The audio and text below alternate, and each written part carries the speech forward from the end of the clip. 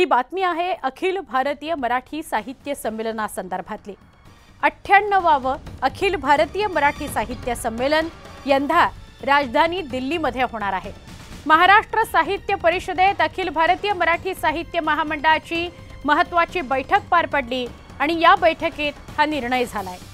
98व्या अखिल भारतीय साहित्य संमेलनाच्या अध्यक्षपदी डॉक्टर तारा भवाळकर यांची निवड एकमताने करण्यात आली आहे। 21, 22 आणि 23 फेब्रुवारीला नवी दिल्लीतल्या तालकटोरा स्टेडियम इथं साहित्य संमेलन होणार आहे।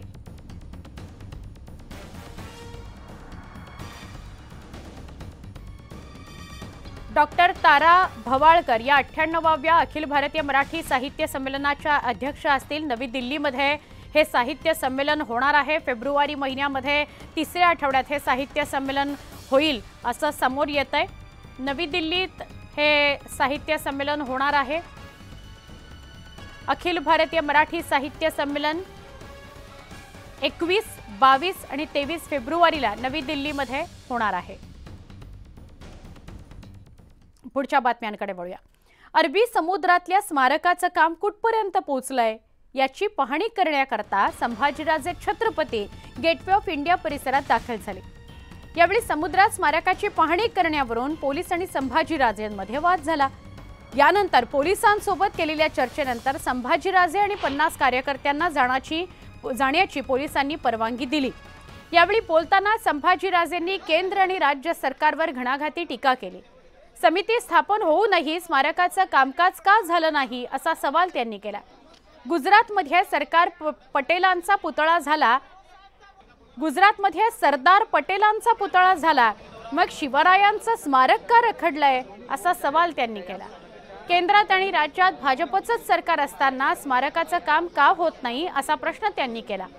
या स्मारकाबाबत जनतेला कळलं पाहिजे, आमचं कोणतंही आंदोलन नाही असंही त्यांनी स्पष्ट केलं। यावेळी गेटवे ऑफ परिसरात जाऊन पाहणाऱ्या कार्यकर्त्यांची पोलिसांकडून धरपकड सुद्धा केलेली आहे।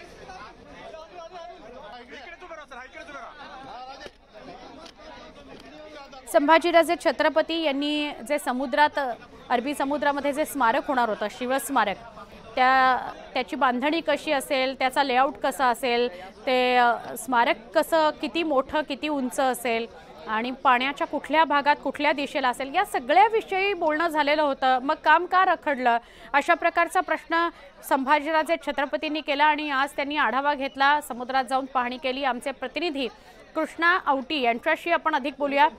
काय अधिक माहिती कृष्णा?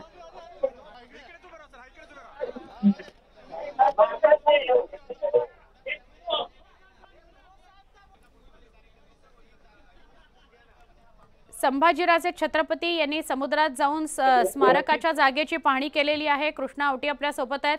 कृष्णा, काय अधिक माहिती? शिवभक्त असतील आणि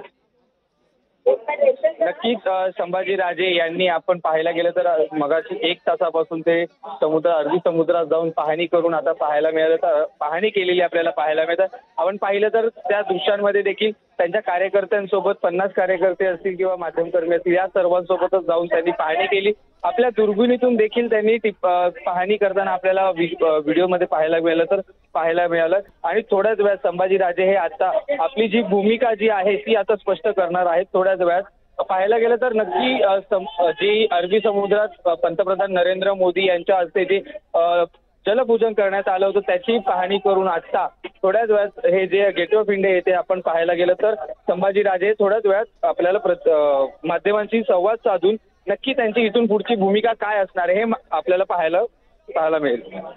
कृष्णा, धन्यवाद माहिती दिल्याबद्दल।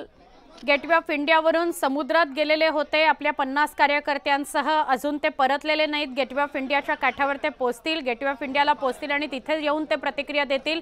पण दरम्यान त्यांनी केंद्र आणि राज्य सरकार टीका केलेली आहे की स्मारक का होत नाही, इतके वर्ष स्मारकाचं काम का रखडलेलं आहे।